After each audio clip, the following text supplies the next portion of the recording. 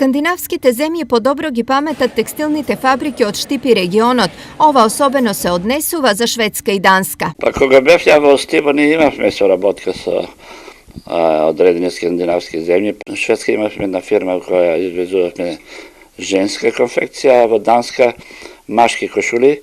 Иако соработката во еден период замина со Астибо, нови успешни фирми бизнис врска со Скандинавија повторно имаат. Мојата производствена фирма, меѓу која има и перална, веќе неколку години работи со брендот Jack & Jones и Брудо Базар.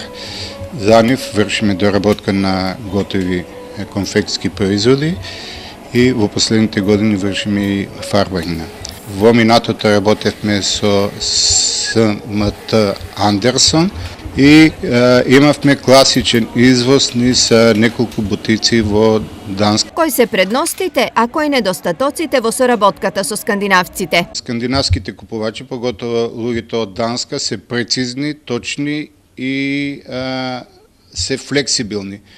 Најголем проблем е на кој што ние наидовме е транспортот. Разлика има и во стилот, колку македонските текстилни компании можат да одговорат на нив. Во Скандинавија се цени повеќе едноставноста, тоа се елегантни и по-софистицирани кроеви, каде што на цена е квалитетот.